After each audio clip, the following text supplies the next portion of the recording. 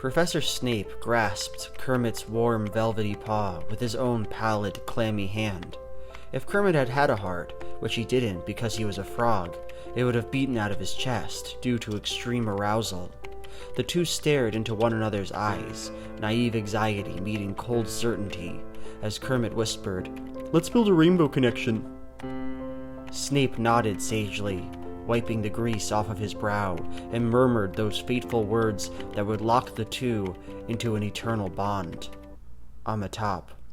So I've talked about fanfiction before. I made an entire video about how it challenges the concept of the author's intention being the end-all be-all for how we should interpret fiction, and why I think it can generally be a pretty cool creative outlet. I even talked about why so many authors used to oppose it, and why that's changed in recent years. So why are we here today? Because it's Pride Month, motherfuckers, and I want to go deeper. I mean, have you ever been on a fanfiction website or even heard about it from someone who has? If so, you'll notice one common theme seems to make its way into a lot of the aforementioned stories, and that's that most of the relationships in these stories are between people of the same gender. I mean, when you look at the top 20 most popular pairings on the most popular fanfiction website, they are all relationships between two dudes.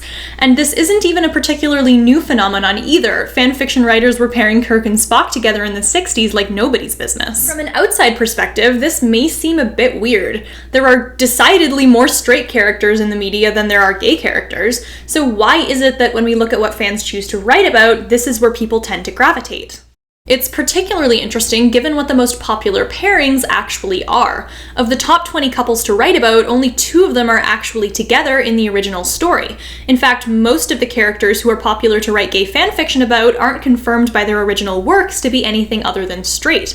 Many of these guys are actually in relationships with women in their original works, yet very little fanfiction we see written about them depicts them as interested in women. For instance, even though both of the main characters on the BBC show Sherlock have had relationships with women throughout the series, the relationships are rarely the focus of fanfiction. Instead, fans tend to write about the 2 of them getting together. The question I want to ask and hopefully start to answer in this video is as follows. What's up with that? Where does the tendency among fans to find queer subtext in non-queer media come from? In order to answer that, let's first take a look at fanfiction as a whole. Generally speaking, fanfiction is a fairly broad term that could theoretically apply to a variety of works. The definition, at least according to Wikipedia, is a work of fiction based on characters or settings originating in another work created by fans of the original work rather than its creators. This can cover a lot of stuff, and some of it is fairly obvious. You wrote a story about you and all your friends entering the Hunger Games? That's fanfiction. Someone writes about Captain America and Iron Man falling in love? Fanfiction! An epic musical tale detailing Godzilla's fight with RoboCop? That's fanfiction, baby! That being said, there's definitely some gray area regarding the whole subject, and there's also a noticeable disconnect between the technical definition of fanfiction and what we tend to actually label as fanfiction. Like, Romeo and Juliet is in fact not an original creation of Shakespeare's. Rather, he based his play off of an Italian poem called The Tragical History of Romeo and Juliet, written 35 years earlier. In the original, way more people die, including the nurse. Shakespeare, a fan of the original poem, published what was essentially his own version of the story with a changed ending that he preferred. Would we therefore call Romeo and Juliet fanfiction? Or let's look at Neil Gaiman, by all accounts a very successful author who has written a lot of good stuff. His short story, A Study in Emerald, draws heavy inspiration from both Sherlock Holmes and Lovecraftian horror. He himself described what he created as fanfiction. But because Neil Gaiman is an acclaimed author and not a teenage girl, many people wouldn't be quick to associate his work with the idea of fanfiction. In fact, people still tweet at him asking him to disavow the practice as a whole, presumably figuring, he's a respectable author, he'll frame my opinion succinctly. And when he tells them he's written fanfiction, they get confused. Like, what do you mean A Study in Emerald is fanfiction? Neil Gaiman is a serious author who writes serious, acclaimed works, not frivolous fan things. I've had people get mad at me because I told them Neil Gaiman was a fanfiction writer. They took it as me insulting him rather than it simply being a statement of fact. That's largely because when we sit down and think about the types of works we've traditionally associated with the term fanfiction, a few commonalities stand out. Primarily, people tend to associate the practice with young women. There's in fact evidence to support this. A 2010 survey of fanfiction.net, one of the most popular fanfic websites at the time, found that just under 80% of the user base was female and that most were young adults. Keep in mind, this survey is 9 years old, and I'm sure many of you have already noticed some problems with how the data is measured, but the perception that many fanfiction authors are indeed young women isn't baseless. That matters largely because when we think about things associated with teenage girls, they also tend to be very quickly associated with frivolity. Oftentimes, even the phrase teenage girls makes us think of things that are silly and thoughtless, and oftentimes works of things that teenage girls also like try to distance those works from that image in order to be taken seriously. So, for instance, when we're looking at fan bases, the first real instance of widespread fanfiction as we know it today came from Star Trek. In 1967, right as season 2 of Star Trek was airing, the first edition of a fanzine called Spockanalia was published and distributed by two women named Devra and Sherma. In fact, it got so popular that Gene Roddenberry called the fanzine required reading, and many fanzines based on Spockanalia began to publish fanfiction of Star Trek. This was really the origin of the Star Trek fandom as we know it today, and by all accounts, most of the people driving this were young women. If you're curious and want to hear some first-hand accounts from the people involved in the Star Trek fandom at the time, I'll link an article on Spockanalia in the description. The reason this is interesting, though, is that most people who haven't actively done a ton of research on the origins of the Star Trek fandom generally probably wouldn't associate it with young girls. I mean, the stereotypical image of a Star Trek fan for many people is a guy in his mid-20s who can spout off statistics about all the fictional races at the drop of a hat. And the reason the fake geek girl meme that was popularized a few years ago was funny was that this image of a girl pretending to be into Star Trek but not really being a real fan was so ubiquitous. The image of the Star Trek fandom kind of retroactively became this super serious, logical fandom of nerds, and the stereotypical image of a teenage girl just generally didn't really fit with that idea. The reason I'm bringing this up at all is because the practice of fanfiction in general definitely comes with this stereotypical image of being frivolous nonsense that's only worthy of mockery, and I would be remiss not to point out the connection that might have with who fanfiction is associated with. I know it's easy to see people pairing Harry Potter and Draco Malfoy together and have your initial reaction be wow, cringe, but I would urge people to hold off on that judgment at first, at least before taking into consideration why this practice is as popular as it is. Of course, that's also not to say that if you don't like fanfiction or a specific pairing, it's just because you're being sexist and hate all teenage girls. But throughout this video, I hope to explore why fanfiction and shipping, that is, pairing two fictional characters together in a couple, is so popular in the first place, and I think that a first step to understanding where that popularity comes from is to consider why it's important to people, and to start seeing it beyond the lens of just silly nonsense, even if you come out of it still thinking it's dumb. And I think a first step to doing that is looking at why it's historically been considered silly nonsense in the first place. So with that out of the way, why is fanfiction so popular? And particularly, why are gay ships so popular? Especially when it comes to taking canonically straight characters and interpreting them queerly. A few reasons. Have you ever seen a really bad series finale or read a book that you were super enjoying up until the ending? And it's you devoted so much energy to this work, you cared about what happened to the characters, and then they just completely ruined it.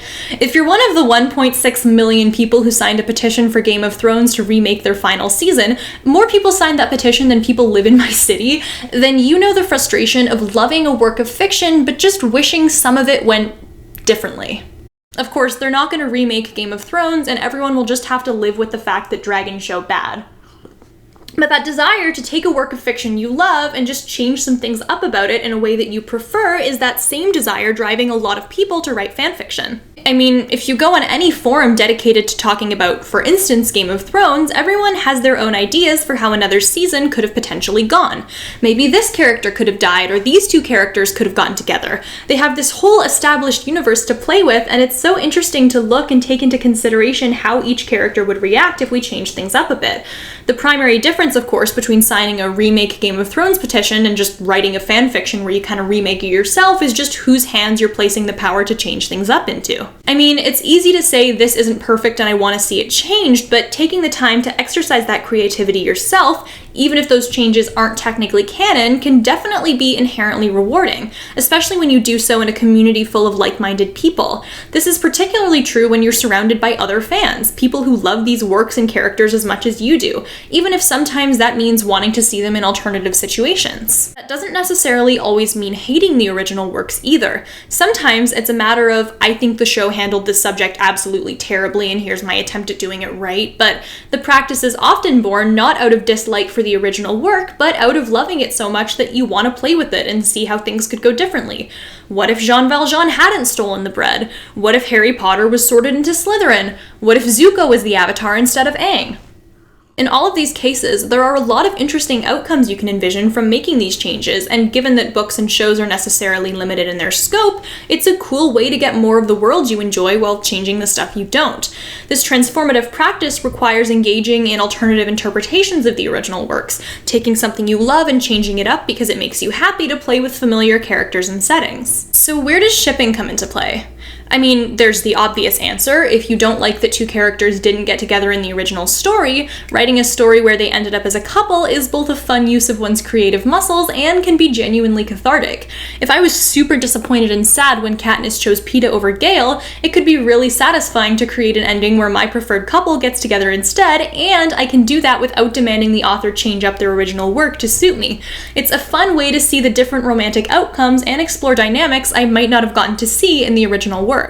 But that doesn't necessarily explain why so much of this fanfiction leads to people interpreting their favorite stories through a queer lens. Is it just that fans are unhappy the original work wasn't queer and this is an attempt to remedy it? Well, sometimes. There are occasionally works that seem to allude to their characters being interested in the same gender, but never take the final step of confirming it. I'll talk a bit more about that later, but on a larger scale, these attempts to remedy problems in the original works can sometimes come from a rejection of poorly handled romance arcs in canon. What do I mean by this? Well, one of the more common criticisms of various films and shows are criticisms of forced romance, particularly when those shows are perceived as creating romance just because. Oftentimes, a relationship between a man and a woman can be seen as kind of a foregone conclusion and thus not really treated with a lot of nuance. It's kind of like the first line of Skater Boy. They get together because they're a man and a woman, so we don't really need to explore their feelings or really have them like each other. Think about any Bond movie where we rarely see any actual chemistry develop, as it's more so just presumed, or the romance in Jurassic World just kind of happening, or whatever was happening in Age of Ultron, I don't really know anymore. Often these romances can feel kind of forced or shoehorned in without any real development because of the presumption that a man and a woman together is just naturally going to equal romance. Like, there's an attractive man and an attractive woman, obviously they're going to get together, so why should we bother developing them or spending a lot of time on their budding romance? We know what's gonna happen in the end. But when it comes to friendships between characters of the same gender, it seems like a lot of writers kind of accidentally pen quasi-romances between them, because oftentimes a romantic relationship is neither planned nor considered. Any interpersonal development that happens between the couple tends to be organic rather than something that happens simply because it's expected to happen. So oftentimes, even if they're not written as expressly romantic, these characters can have more genuine bonds and developments with one another than in a lot of heterosexual romances where writers sometimes don't bother to really develop a relationship because it's presumed from the start. So, for example, look at Bucky Barnes and Steve Rogers from the Marvel movies. Whether one sees that dynamic as romantic or not, it's certainly one that's undergone a lot of development and emotional work, arguably more so than the development between Steve and Peggy. So, because fanfiction oftentimes exists as a way to explore unexplored themes in stories and just get rid of the stuff that didn't work exceptionally well, that often means a sort of correcting of romance arcs that just didn't work. And because the presumption that straight romance is always inevitable often leads to poorly developed romances, that can mean looking elsewhere for characters with a genuine sense of connection to one another. It's also notable that while pairings between men and women are relatively rare on the list of the most popular 100 ships, the ones that do make that list, Mulder and Scully from The X-Files, Rose Tyler and the 10th Doctor from Doctor Who, Spike and Buffy from Buffy, and others, are by and large characters who have spent a lot of time together in their original works and have, if not a developed romantic relationship, at least a developed friendship. So in this sense, this could suggest that while some audiences don't necessarily require their favorite pairings to be gay, it's those pairings that tend to be the least forced in their original works and tend to have more subtle emotional development over time, even if unintentionally. The desire for relationships that develop over time and don't feel presumed could also point to why a lot of the most popular pairings don't actually depict characters who are in a relationship in their original work. Of course, some of that again is just because there are more straight characters than gay characters, but the desire for organically developed relationships and an attempt to sort of correct poorly handled romances are certainly factors. So why else might this be a thing? If this were the only reason, we'd probably still see a lot more heterosexual ships in the top 100. Or, any in the top 50. It's not like slow burn romances between men and women don't exist, even if they are less common than their somewhat forced counterparts. Well, another purpose fanfiction serves is the creation of representation. What do I mean by this?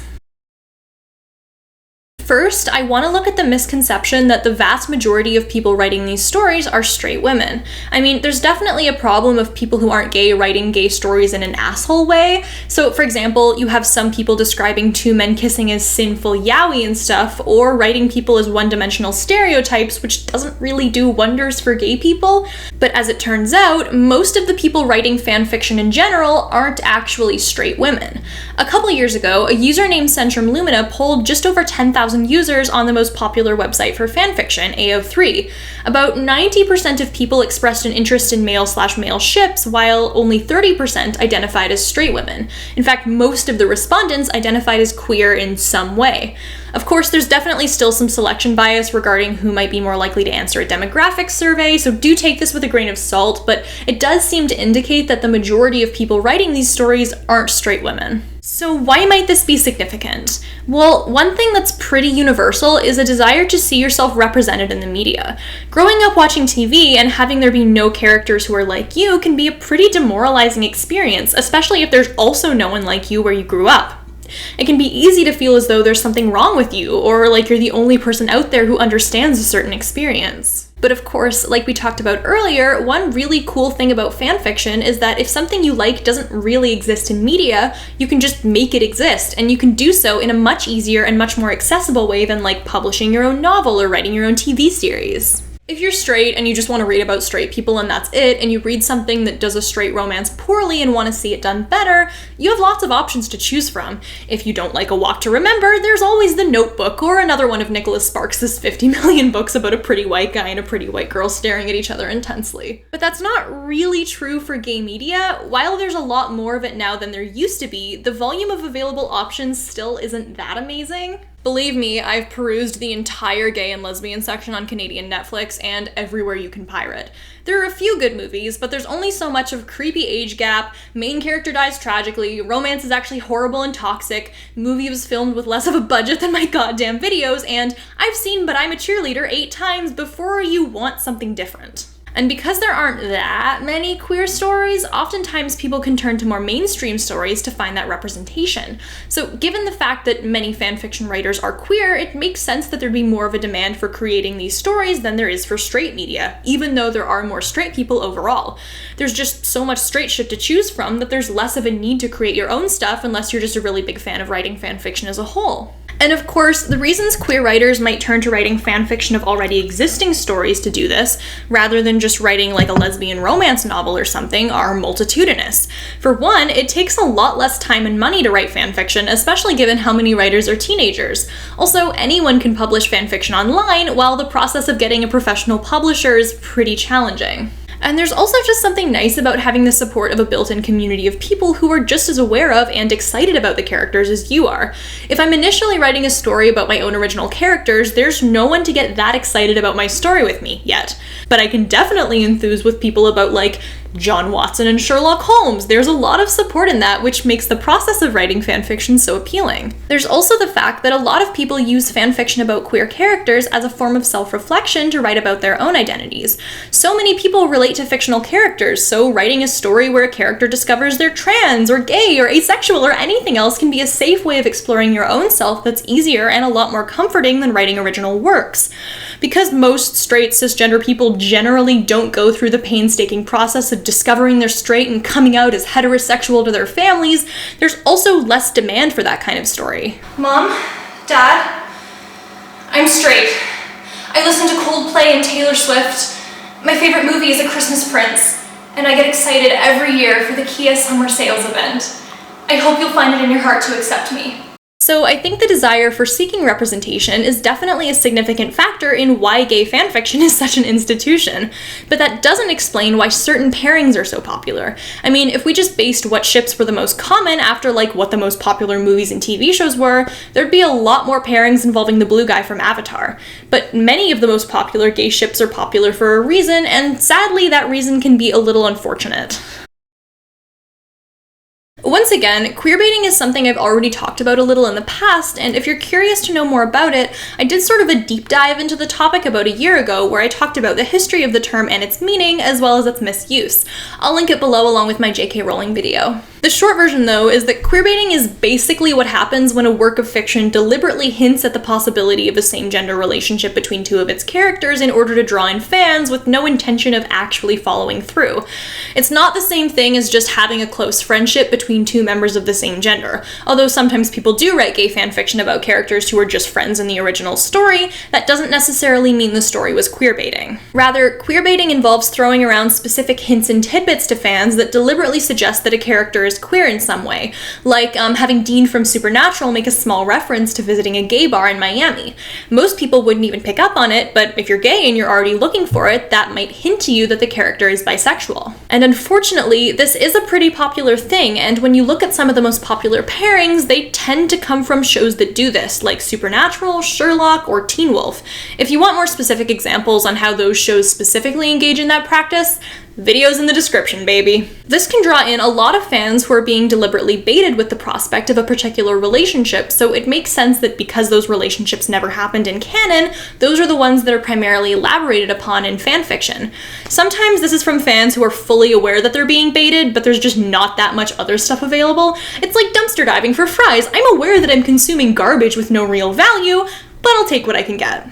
Other times, particularly because a lot of fanfiction writers do skew pretty young, a lot of people don't necessarily recognize queerbaiting and are writing these stories and falling in love with these couples in genuine hopes that they'll end up together. This is particularly notable when it comes to Sherlock. During the time the show's final season was airing, there was a sort of conspiracy theory community called TJLC, or the John Locke conspiracy. John Locke referring to the ship name of the two main characters. Essentially, this was a fan theory that Sherlock and John were intended from the start of the show to end up in a romantic relationship together, and that there were hints all throughout the series that this was destined to be. Among these hints were Sherlock denying being interested in women but not responding when asked about interest in men, creator Mark Gatiss' comments in interviews implying the show contained romantic subtext, and cinematic parallels to other missed love confession scenes on multiple instances. A few weeks before the Sherlock finale officially aired, the final episode was leaked online, and people were pretty upset when it did not in fact feature John and Sherlock getting together. Because the episode was pretty low quality, a lot of people theorized that this was a fake episode, created and leaked on purpose to throw people off the show's tracks. Of course, the finale aired as planned, and the episode was indeed real. So the next stage was to theorize that there was a secret fourth episode that was going to air next week in Sherlock's time slot instead of a new series that was supposed to premiere called Apple Tree Yard, which was going to make the pairing canon. Of course, Apple Tree Yard aired as normal and was decidedly not Sherlock, and that's where shit really hit the fan. People were angry tweeting the creators, making posts comforting each other, and generally expressing a lot of anger and sadness over the fact that the couple never got together. I have to admit, when Sherlock was airing, I was really annoyed with these people, largely because a lot of them were pretty obnoxious and kinda rude to the main female love interest, and because I felt like they were reading too much into something that, to me, was obvious queerbaiting that I'd seen a million times before. I'll admit I took a little bit of schadenfreude in the fact that there was no secret episode, but I also think it's worth acknowledging that these people weren't pulling the evidence out of nowhere. There's a reason there's no massive conspiracy to claim that, say, Jake and Boyle from Brooklyn Nine-Nine are secretly endgame, even though the two of them are also very close together. The show was indeed including deliberate hints and references to the two being a couple, albeit not for the reason that TJLC fans thought that they were including those hints. They were wrong about the final purpose of those clues and certainly overreacted to it not being a thing, but they did correctly identify that a form of hinting was happening. It's easy to just make fun of those fans for being dumb and naive, but especially to people who aren't that well versed in how queerbaiting works, it's worth acknowledging that they weren't making it up out of thin air. Of course, this is a pretty extreme example, but it's an interesting case study into how queerbaiting can make these pairings super popular, especially when geared towards a younger audience. All in all, I think these are kind of the main three reasons as to why gay fanfiction is so popular. It's a nice alternative to the common problem of super forced romances between men and women, it's a good way to easily and safely create representation, and a lot of these works do queerbait, which makes the prospect of these relationships seem like a real option for a lot of fans.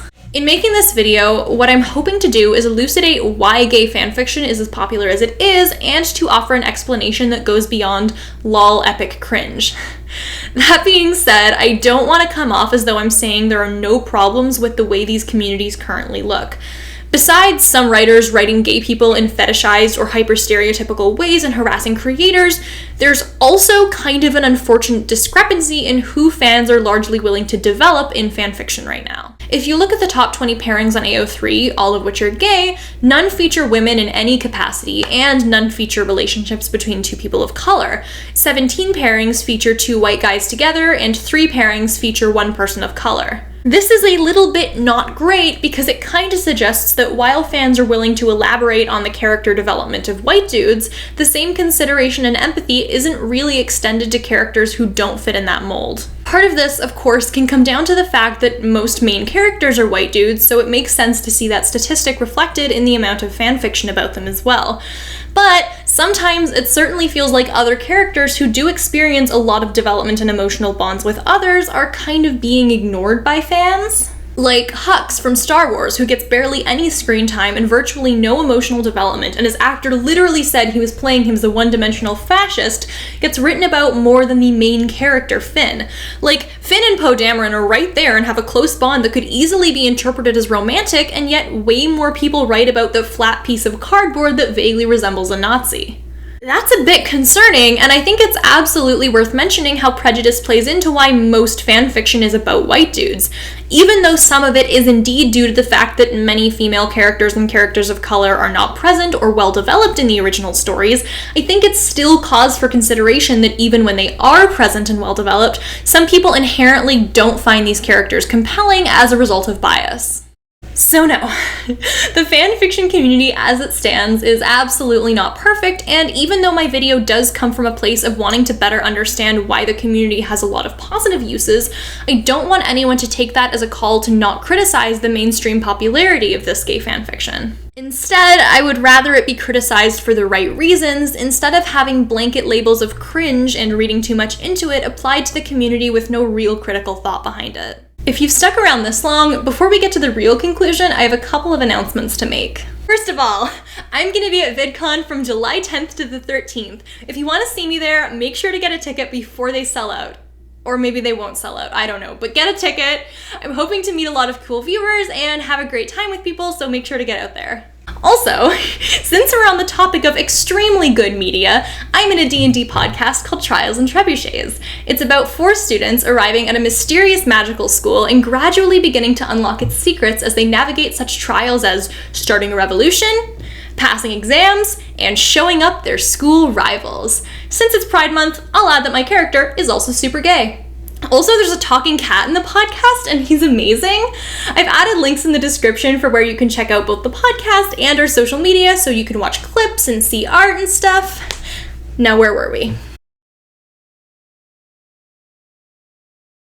Gay fanfiction is popular for a lot of the same reasons fanfiction as a whole is popular. It exists as a sort of way to play with canon, correct things that we don't think worked, and see our favorite characters in new settings. The mutable and fan-driven nature of the practice also allows us to create representation where there wasn't previously any, and even explore some of our own issues in the process. And finally, a lot of this drive comes from original works still hinting at the prospect of these relationships, and even though they'll never follow through, at least we can still read about these couples getting together.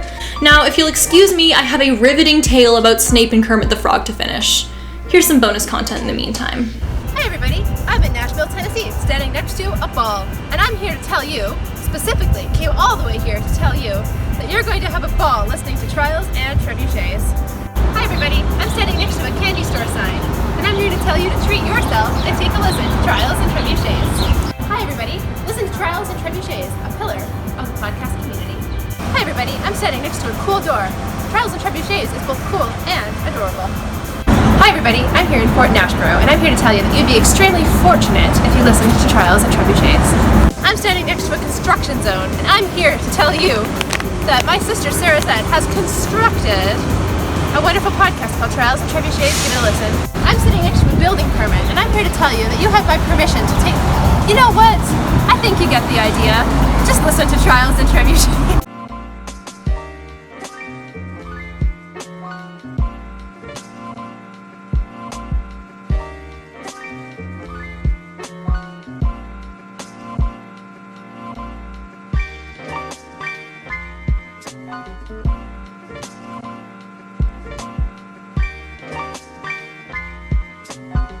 On top of a big thank you to all my patrons, I would also like to specially thank DataFox for joining my $20 plus tier.